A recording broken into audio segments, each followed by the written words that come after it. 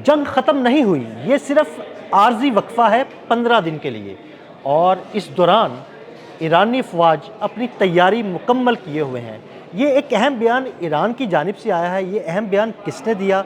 आमिर रज़ा से बात करते हैं। आमिर भाई, अहम बयान है, ईरान की जानिब से आया है, एक अहम शख्सियत की जानिब से आया है। उन्होंने ये कहा है कि जनाब, ये आर्जी वक्फ़ा है 15 दिन का, हम मुकम्मल तैयार हैं, जंग मुकम्मल तौर पर बंद नहीं हुई।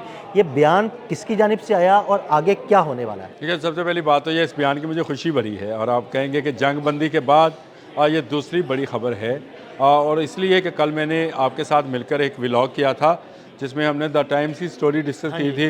देखिए, सबसे बड़ी बात यह है कि जंग बंदी के बाद एक दूसरी बड़ी खुशखबरी जो है वो सामने आई है, क्योंकि कल हमने एक स्टोरी की थी कि द टाइम्स में ये छापा गया कि मुश्तबा खामनेई जो हैं कुम के एक हॉस्पिटल में अनकॉन्शियस हैं और वो पास दौरान है और वो मीडिया के सामने नहीं आ सकते और कोई हिदायत नहीं दे रहे। और मैंने आपसे कहा था कि अगर भाई तुमने हॉस्पिटल भी बता दिया तो बेड नंबर भी बता देते, ताकि जाके हम उनकी इयादत कर लेते, कि फल फ्रूट देते उनको कि भाई आप ज़ख्मी हैं, बीमार हैं। ये इस तरह का कोई मामला नहीं था।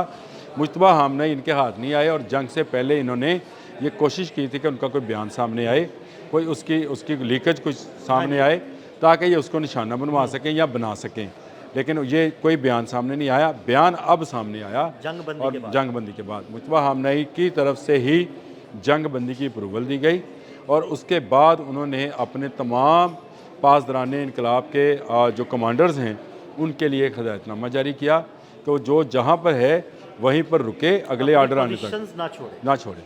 पोजीशन ना छोड़ने का मतलब ये है कि आप हालत जंग में ही हैं। ये सीज़ फायर है। ये बात को सारी दुनिया जो है ये समझने चाहिए कि जब डोनाल्ड ट्रंप ने भी जो ट्वीट किया है, जो हमारे वज़ीर-ए-आज़म ने भी ट्वीट किया है, ये अमन की तरफ पहला कदम है। सही। और सीज़ फायर है। ठीक है। सीज़ फायर का मतलब है कि जो जहाँ पे है वहाँ पर रुक जाए। लेकिन मेरा ख्याल ये है कि मुश्तबा खामनेई एक बड़े जो हैं अच्छे कमांडर हैं, कोई शक नहीं है। ये पोजीशंस चेंज करने के माहिर हैं।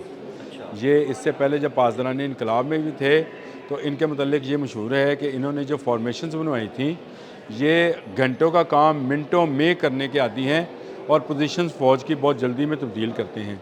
देखें, ये एक मौका भी हो सकता है इसराइल के लिए, अमेरिकन सैटेलाइट्स के लिए, दुश्मन के किसी जहाज़ के लिए, कि वो तमाम वो लोकेशंस जो उसके लिए अभी तक सामने नहीं आई थी, इस जंग बंदी के ऐलान के बाद सामने आ जाएँ। तो मुश्तबा खामनेई की जानिब से ये बयान सामने आना कि जो हालत जंग में हम हैं, सीज़ फायर है, रुक जाएं, मेरा ख्याल है कि वो इनकी पोजीशन भी तब्दील करेंगे, और जहाँ जहाँ जिस चीज़ की ज़रूरत होगी वहाँ पहुँचाई जाएगी। मतलब अगर लॉजिस्टिक्स की ज़रूरत है तो वो उन तक लॉजिस्टिक्स पहुँचाई जाएंगी, असलहा है, मिसाइल्स हैं, इस तरह की चीज़ें। अच्छा, मैं बता, कुछ नहीं पहुँचाया जाएगा इस तरह। अच्छा। कमांडर चेंज किए जाएंगे। अच्छा। और उनके अहकाम चेंज किए जाएंगे। देखें, इन्होंने तकरीबन 6 से 7 माह जंग की तैयारी की हुई है। इनके लिए ना मिसाइल्स कम की कमी है, ना खुराक की, ना अद्वियात की, ना किसी स्टाफ की। इनके लिए किसी चीज़ की कोई कमी मौजूद नहीं है, और इसकी बुनियादी वजह यह है कि उन्होंने तैयारी ही लंबे अरसे के लिए की थी। उनको पता था कि इन्होंने जंग को तूल पे लेके जाना है, तभी अमेरिका यहाँ पर, क्योंकि अमेरिका की लॉजिस्टिक जो है वो उसका साथ नहीं देगी। आपने देखा जलाल और फोर्ट अब्राहम लंकर जब अपाहज हुए हैं तो उसके बाद जो तीसरा बेरा था, बहरी बेरा आने में उनको हफ्तों लगे। बिल्कुल। जिसका मतलब है कि उसको दूर से आने के लिए लॉजिस्टिक की बहुत ज़्यादा ज़रूरत पड़ती है। ईरान के अंदर ऐसा सिस्टम है, ईरान कोई ऐसी गलती नहीं करेगा मुश्तबा खामनेई के होते हुए कि वो इन खुफिया छुपी हुई जगहों पर कोई कुमक पहुँचाई जाए। सही, ठीक हो गया। कुमक पहले से मौजूद है।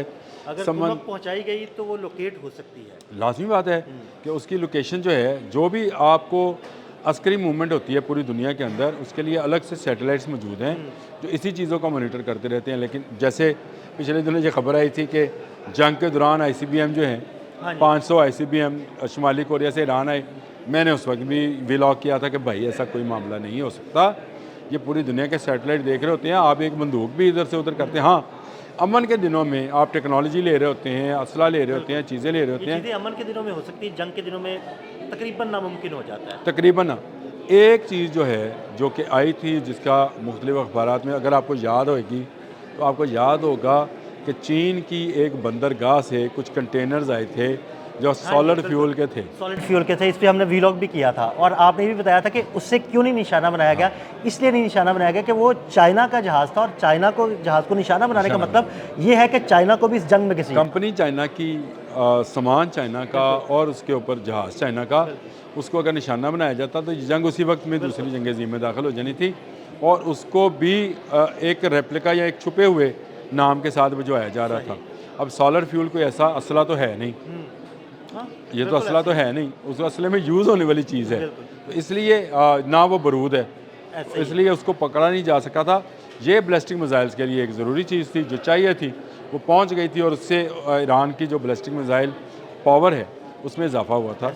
मुश्तबा खामनेई का बयान और उनका खुद से कमांडर होना इस बात की बिल्कुल निशानदेही करता है कि ईरान ने जो इसकी तरदीद की थी द टाइम स्टोरी की, मैंने पहले कहा था कि अमेरिका और इसराइल से अखबार से क्यों कल ही नहीं, तरदीद भी कल ही आ गई थी और हमने वो तरदीद इस्तेमाल भी की थी, उसकी क्लिपिंग इस्तेमाल की थी अपने वीलॉग में कि यह बरतानिया से क्यों दिया गया है और ये आपने कहा था कि बरतानिया को का क्यों इस्तेमाल किया गया कि ये इस्राइली या अमेरिकन मीडिया की तरफ से भी आ सकता था। आता तो लोगों ने वैसे मजाक उड़ाना था, तो उन्होंने कहा कि गैर जानबदार मीडिया से करते हैं ताकि ये जल्दी में मुश्तबा खामनेई के मतलब कोई ऐसी बात सामने लेकर आए। आज आया है बयान, अब रोकें मुश्तबा खामनेई को, अब आप उसको लोकेट करने के दिखाएं ना। देखें जो पोजीशंस जो हैं दोनों तरफ नई इख्तियार की जाएंगी। दुआ हमारी ये है आदिल भाई, अमन आगे बढ़े, अमन कायम, जंग पीछे हटे, अमन आगे बढ़े। लेकिन ये जो 15 दिन हैं ये इंतहाई हसास हैं।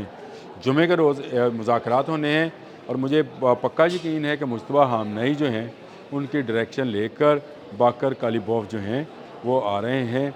उधर से जो वेटकॉफ हैं वो अमेरिकन प्रेसिडेंट का एतमाद लेकर आ रहे हैं।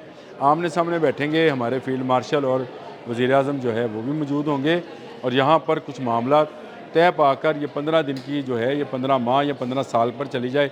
हमें अल्लाह करे कि हमें इस जंग से दूर रहना चाहिए। जंग की कभी दुआ नहीं करनी चाहिए, इससे पनाह मांगनी चाहिए। लेकिन मुश्तबा खामनेई का ज़िंदा होने का मैं आपको सच्ची बात बताऊं, राज जितनी मुझे खुशी वज़ीर आज़म शहबाज शरीफ ने दी फ़ोन करके डोनाल्ड ट्रंप से 15 दिन के लिए जंग रखवाई, उससे दूसरे नंबर पर खुशखबरी मेरे लिए ये थी कि कल जो मैं बातें कर रहा था आपके साथ खड़े होकर कि ये सिर्फ एक कैमोफ्लेजिंग सिस्टम है जिसके तहत ये चाहते हैं कि मुश्तबा खामनेई की कोई चीज़ बाहर आए और वो उसको निशाना बनाए। ये अल्लाह ताला का शुक्र है कि मुश्तबा खामनेई जो हैं वो ज़िंदा सलामत हैं। कल भी हमने ये लिखा था, ज़िंदा सलामत वाला जुमला लिखा था मैंने कि ज़िंदा सलामत हैं और उन्होंने अपनी कमांड दोबारा से जो है वो बहाल की हुई है और वो अपने कमांडर्स को तमाम चीज़ें जो हैं वो जो हैं उनको क्या हदायत जिनको बोला जाएगा या उनकी कमांड्स जो हैं वो पहुंचाई जा रही हैं।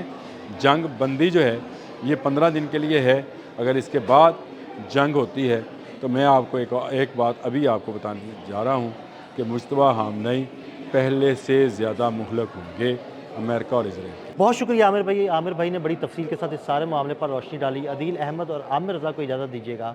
अल्लाह हाफ़िज़।